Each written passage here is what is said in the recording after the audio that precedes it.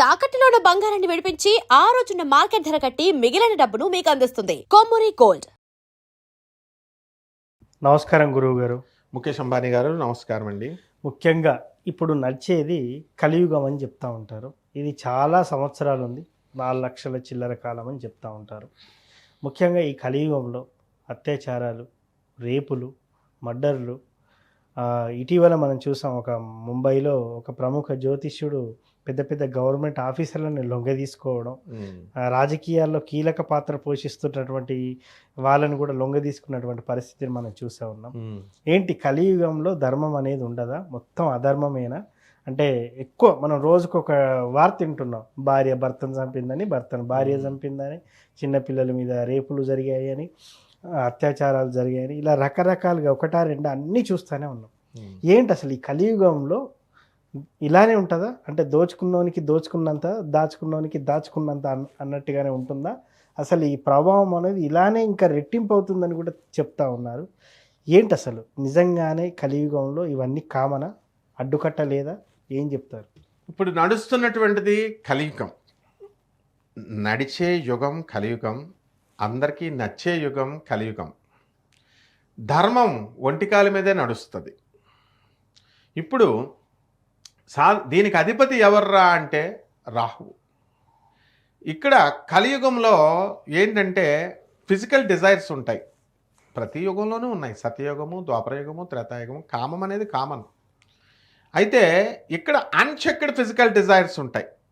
అంటే కలియుగంలో మనకి యథేచ్ఛగా ఒకళ్ళతో ఒకళ్ళు కామించవచ్చు. ఇలా తయారీ అయిపోయింది. ఈ మధ్యకాలంలో ఎవరన్నా అంటే సుప్రీంకోర్టు తీర్పు చూపిస్తున్నారు. ఏమంటున్నారు? ఈ యొక్క లివింగ్ ఇన్ రిలేషన్స్ ఉండడం తప్పు కాదు, లేకపోతే ఈ యొక్క కోలివింగ్ తప్పు కాదు, ఇల్లీగల్ అఫైర్స్ తప్పు కాదు అని చూపిస్తున్నారు. ఏమన్నా అంటే సుప్రీంకోర్టు మీద తోసేస్తున్నారు. ఇదే కలి ప్రభావం. అంటే అన్చెక్డ్ ఫిజికల్ డిజైర్స్ అనేటటువంటిది కలియుగంలో ఉంటుంది. మెటీరియలిజం ఎక్కువ ఉంటుంది. మెటీరియల్ వెల్త్, ఎవరికి కావలసినంత మెటీరియల్ వెల్త్ ఇచ్చేస్తాడు. కలి మాట మనం వినాలి. ఎవడ్రా ఈ కలి అంటే, బ్రహ్మదేవుడు యుగాలను సృష్టించినప్పుడు మనుషులను సృష్టించినట్టే యుగాలను కూడా సృష్టించాడు. యుగం అంటే టైం పీరియడ్. 4,32,000 సంవత్సరాలు. ఫస్ట్ సత్యయుగాన్ని పిలిస్తే ద్వాపర త్రేతాయుగాన్ని పిలిచాడు. ఒబీడియంట్గా ఉన్నారు. ఈ కలి ఏం చేస్తాడంటే బ్రహ్మదేవుడి దగ్గరికి వచ్చేసి ఈ యొక్క పెనిస్ అంటే పురుషాంగాన్ని పట్టుకొని ఒక చేత్తో, రెండో ఏళ్ళతో ఇలా నాలికను పట్టుకొని డ్యాన్స్ వేస్తున్నాడు, వికృత నాట్యాలు వేస్తున్నాడు. బ్రహ్మదేవుడు కోపం రాలేదు. ఎందుకని ఆయన కొడుకే, ఆయన కూడా కలియుగం, కలిపురుషుడు కూడా ఆయన కొడుకే. నవ్వుకుంటాడు. ఏమిట్రా కలి, ఏమిటిది చేస్తున్నావు అంటే, వికృత చేష్టలు ఏమిట్రా అంటే, వాట్ డాడ్, కలియుగంలో ఏం చేస్తారు? ఎవడైతే రేపులు చేస్తాడో, ఎవడెవడ అత్యాచారాలు చేస్తాడో, ఎవరైతే భార్యల పట్ల కూడా చాలామంది శాడిస్టులు ఉంటారు.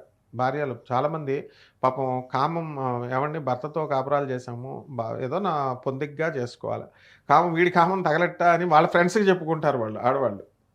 అంటే అంత కామ పిశాచులు తయారైపోతారు. అట్లాంటి కామం ఉన్నవాడు నోటి దోల చాలామంది ఉంటుంది. ఇప్పుడు చెప్పి ఎవరికి చెప్పకి ఈ సీక్రెట్ అంటే వాడు మొత్తం మీద పనిగొట్టుకుని ఊరంతా టొక్కేసేస్తాడు.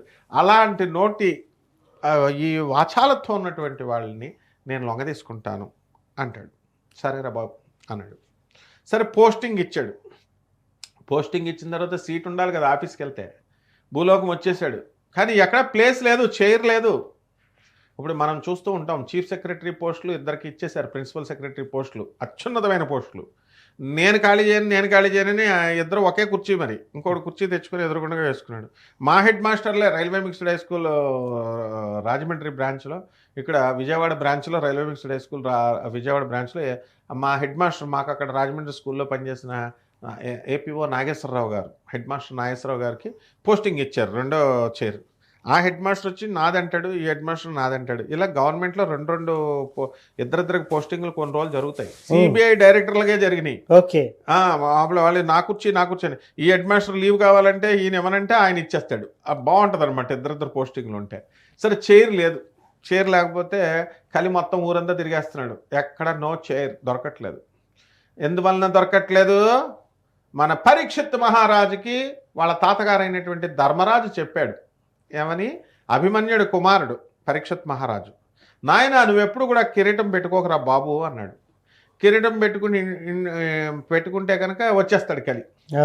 ఆయన ఎప్పుడూ కిరీటం పెట్టుకోలేదు, ఇంట్లో ఉన్నప్పుడే పెట్టుకునేవాడు పాపం. పొరపాటున ఆయన వేటకెళుతూ పొరపాటున కిరీటం పెట్టాడు, అంతే దొరికేసింది ఛాన్స్. కలికి సీట్ వచ్చేసింది, ఆక్యుపైడ్. అందువల్లనే పరీక్షిత్ మహారాజు వెంటనే ఆయనలో కిరీటం పెట్టుకున్నాడు. బయటికి వెళ్ళినప్పుడు ఇంట్లో ఉన్నప్పుడే పెట్టుకోమన్నాడు, బయటికి వెళ్ళినప్పుడు పెట్టుకోవద్దని చెప్పాడు ధర్మరాజు. ఆ మాట ఉల్లంఘనం చేశాడు. వెళ్ళాడు. వెళితే దాహం వేస్తుంది. ఒక ఋషి ఇలా తపస్సు చేసుకుంటున్నాడు. మంచినీళ్ళు ఇవ్వండి బాబు అని ఎన్నోసార్లు పిలుస్తాడు. ఆ ఋషి తపోధ్యానంలో ఉన్నాడు కాబట్టి వినబడలేదు. ఈయన కోపం వస్తుంది. కలి ప్రవేశించాడు కదా, చచ్చిపోయినటువంటి పామును తీసుకుని అతను మెడలో వేసేస్తాడు. అక్కడి నుంచి కలి స్టార్ట్ అయిపోయింది. ఆ తర్వాత ఆ కుర్రాడు, ఆ ఋషి కుమారుడు వస్తాడు. చూసి ఎవర్రా చచ్చిపోయిన పామును మా నాన్న ఇన్సల్ట్ చేశాడని చెప్పి పరీక్షిత్ మహారాజు, ఓహో నువ్వు పాండవుల వంశధరకుడు అని నువ్వు విర్రవీగుతున్నావా? అభిమన్యుడు కొడుకని, మీ వంశానికి మొగుడున్నాడు రా, మిమ్మల్ని అందరినీ తక్షకుడు కాటేసేస్తాడు. ఆ తక్షకుడు సర్పరాజు అయిన తక్షకుడే వచ్చి నేను కాటేసేగాక వారం రోజులు అంతే అన్నాడు. వచ్చాడు, కాటేసాడు. కలిగికి అక్కడి నుంచి ప్లేస్ దొరికింది. ఇంకా కలి విజృంభణ ప్రారంభమైంది. ఒక ఇల్లు ఉంటే సరిపోదా? అంతే కదా, ఒక్కోడికి 10 ఇల్లులు కావాలా, వాటికి రెంట్లు కావాలా. ఒక కారు ఉంటే సరిపోదా? ఒక్కోడికి 4 కార్లు కావాలా. అవునండి, బిఎన్జెఫ్లు, బెంట్లీ ఇవన్నీ ఉంటాయి. వీళ్ళందరినీ కలిపి అచ్చడి చేసేస్తాడు యముడు. తర్వాత ఉంది వీళ్ళందరికీ. ఇలా కోరుకొని 10 కార్లు తిరగని ఎంజాయ్మెంట్లు. తర్వాత వీళ్ళకి ఒక భార్య ఉంటే సరిపోదా? లవర్ ఉండాలి, సెకండ్ సెటప్ ఉండాలి వీళ్ళకి. కామం, విస్తృతమైన కామం. ఏమనంటే సుప్రీంకోర్టు కాగితాలు చూపిస్తున్నారు. అలా ఈ విధంగా ధన ఆశ ఇవన్నీ పోనీ వీళ్ళకి నాలాంటి పిచ్చి గురువు వచ్చి, అరే ధర్మం, మా గురువుగారు పాపం మహాత్ముడు శృంగేరి పీఠాధిపతుల జగద్గురువులు భారతీ తీర్థస్వామి వారు, ఆయన ఏమంటారు, సాక్షాత్ ఆదిశంకరాచార్యులు ఆయనే వచ్చి వద్దురా నాయన మీరు ధర్మం ధర్మం ధర్మం అని చెప్తుంటే ఎవడన్నా వింటున్నాడా? మరి నన్నేమో పిచ్చోడి కింద చూస్తారు. కానీ మేము చెప్పేదే యమధర్మరాజు వింటాడు. ఎస్, ముల్లపూడి సత్యనారాయణమూర్తి చెప్పిందేమో యమధర్మరాజు వింటాడు. వీళ్ళందరికీ ఇప్పుడు తెలియదు, తర్వాత తెలుస్తుంది. అక్కడ ఏమంటాడు సమవర్తి అయినటువంటి యమధర్మరాజు, అరే రండి రా, ఎవడికి ఎన్ని కార్లు వేసి అన్ని పేదవాళ్ళకి, మనం ఏం చెప్తాం, పేదవాళ్ళకి, అనాథలకి, వికలాంగులకి, సాధువులకి దానం చేసుకోండి అంటున్నాం. వీళ్ళు చేయట్లేదు. కనీసం వీళ్ళు ఇష్టం వచ్చినట్టు వీళ్ళు లష్ట కోసం కామాలు అన్నీ చేసుకొని మరి దాన ధర్మాలన్నా చేస్తే కొంత సేవ్ అవుతారని చెప్తుంటే ఎవడన్నా వింటున్నాడా? వింటలా. ఈ కలియుగానికి పేరు పెట్టింది ఎవరు? ముల్లపూడి సత్యనారాయణమూర్తి పెట్టాడు కలియుగానికి కామయుగం అని పేరు. మరి ఎవరన్నా ఏ గురువన్నా పెట్టాడా కలియుగానికి కామయుగం అని? కాబట్టి నాయన ఈ కలియుగంలో ఒంటిగాలి మీద ధర్మం నడుస్తుంది. ఈ 4,32,000 సంవత్సరాలు వెళ్ళిపోయేసరికి ఈ ఒంటికాలు కూడా విరిగిపోయి ఎవడిష్టం వచ్చినాడు? సాక్షాత్తు కృష్ణుడే చెప్పాడు. ఏమన్నాడు? సాక్షాత్తు కృష్ణుడు ధర్మ సంస్థాపన చేయడం కోసం ధర్మం వైపుండి అధర్మవార్తలైనటువంటి ద్రోణాచార్యుడిని, వీళ్ళందరినీ, దుర్యోధనుడిని, వాడికి సపోర్ట్ చేసిన ద్రోణాచార్యుని, కృపాచార్యుని వీళ్ళని లేపించేస్తే గాంధారి వచ్చి నువ్వు తప్పు చేసావు, మా పిల్లలు చంపేశావు అన్నాడు. అందుకే డిసైడ్ అయిపోయాడు కృష్ణుడు, ఈ సంవత్సరం ఈ కలియుగంలో నేను చెయ్యను, మీరే కొట్టేసుకుంటారు, ధర్మం పార్టీలో నేను ఉండను, మీరే అధర్మం కొట్టుకుంటారు. ద్వాపరయుగంలో ధర్మం అధర్మం కొట్టుకున్నారు, మీరు ఎప్పుడు చేసుకొని చచ్చిపోతారు, తర్వాత మీ ఇష్టం అని చెప్పాడు. కాబట్టి కలియుగంలో ఎవడిష్టం వచ్చినట్టు వాడు ఉండొచ్చు నాయన. తల్లిదండ్రుల్ని ఓల్డేజ్ హోముల్లో జాయిన్ చేసేస్తున్నారు, ఇంకా చేసేస్తారు, ఇంకా ఏముంది. తర్వాత పెళ్ళిళ్ళు, భార్య హ్యాండ్పెక్డ్ అయిపోతారు, భార్య మాటలు వింటారు, అత్తగారులు మామగారులను చూసుకోవచ్చు, తప్పేం లేదు. కానీ తల్లిదండ్రులను ఓల్డేజ్ హోమ్లో పయ్యకూడదు కదా, వీళ్ళని కూడా చూడొచ్చు కదా. తర్వాత తిండి, స్వార్థం.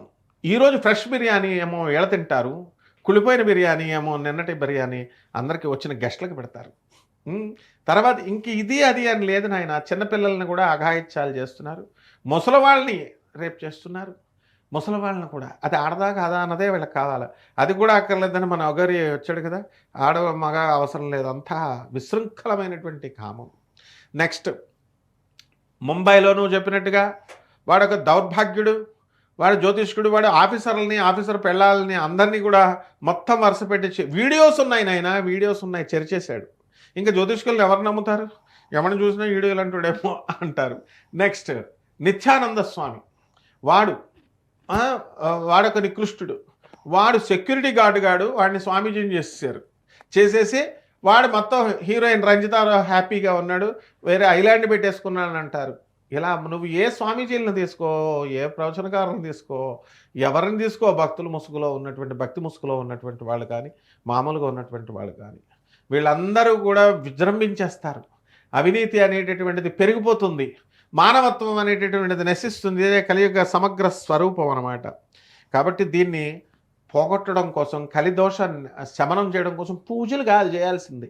వచ్చాడు సాక్షాత్ పరమేశ్వరుడు అవతారం. ఆదిశంకరుడు భూమి మీద దిగాడు, చెప్పాడు, వింటలేదు. రామానుజాచార్యులు వారు విష్ణుమూర్తి అవతారం వచ్చాడు, చెప్పాడు, వింటలేదు. పరమేశ్వరుడు అవతారం స్వామి వివేకానందుడు వచ్చాడు, చెప్పాడు, వినడం లేదు. సాక్షాత్తు పరమేశ్వరుడే దిగి వచ్చాడు ప్రభాత రంజన్ సర్కార్గా, ఆనందమూర్తిగా, వినడం లేదు. రమణ మహర్షుల వారు, ఇలాంటి జగద్గురువులు దత్తాత్రేయ స్వామి వారు నృసింహ సరస్వతిగా వచ్చారు. ఎవరు చెప్పినా వింటలా. అందువల్లనే కలియుగాంతానికి వచ్చేస్తాడు నాయన కల్కి, విష్ణుమూర్తి అవతారం. నరుకుడు ఒక్కొక్కడిని. ఎక్కడ? జార్ఖండ్లో వస్తాడు, సింగభూమిలో వస్తాడు. గూగుల్ చేసి చూసుకోండి. First land on the earth, మొట్టమొదటి భూభాగము, first landscape on the earth, Shambhala నగరం. అందులో పుడతాడు వైవస్వత మనువు విష్ణు యాసగా. ఆయన భార్య అయినటువంటి శతరూప సుమతిగా పుడుతుంది. ఈ దంపతులకు విష్ణుమూర్తి మన హీరో పుడతాడు కల్కి అవతారంగా. నరుకుడు. శాడిజం ఎలా ఉంటుందంటే, వీళ్ళు కలియుగంలో ఒక్కొక్కడు చేస్తున్నాడు కదా. పోకిరి సినిమాలో ప్రకాష్ రాజుని చంపేస్తాడు చూడు ఒకడిని, మంచానికి కట్టేసి తాళ్ళు కట్టేసి కామం. ఇది ఒక కొత్త టైప్లో ఉంది, ఇది ట్రై చేయండి అంటాడు ప్రకాష్ రాజు. ఆ టైప్లో చేస్తున్నటువంటి వీళ్ళందరికీ కూడా మన కల్కి కూడా వెరైటీ టైపులో ఇస్తాడు శిక్షలు. మామూలు కుంభిపాక నరకాలు ఇవి సరిపోవు. కాబట్టి ఇప్పటికైనా సరే ప్రవచనకారులు, ఈ యొక్క సాధువులో స్వామీజీలు వీళ్ళంతా కూడా కఠినంగా చెప్పాలి. కఠినంగా చెప్పకుండా మేము బ్యాడ్ అయిపోకూడదు, గోడ మీద పిల్లిలాగా చెప్తాం. సీతకి రాముడి మొగుడు, రాముడికి సీత పెళ్ళాము, ఇట్లా చెప్తే ఇప్పుడు ఉండవు. వీళ్ళను కూడా వేసేస్తాడు కల్కి. అందువలన అందరికీ మనం ఏమిటంటే, కలియుగంలో ఒక్కటే, గురునామస్మరణ చేసేవాడి జోలికి వెళ్ళొద్దన్నారు. గురుదేవులైనటువంటి దత్తాత్రేయ స్వాములు వారు గురుచరిత్ర నిత్యం చేస్తూ గురుభక్తి కలిగినటువంటి వాళ్ళ జోలికి వెళ్ళొద్దన్నారు. గాణగాపురం దత్తాత్రేయ స్వామి వారే రక్షించేవారు. గాణగాపురం వెళితే ఈ కలిదోషం పోతుంది నాయన. కలియుగంలో కామం గురించి చాలా చక్కగా వివరించారు. ఏమేమి జరుగుతాయి అని చెప్పి వివరించారు గురువుగారు. ధన్యవాదాలు.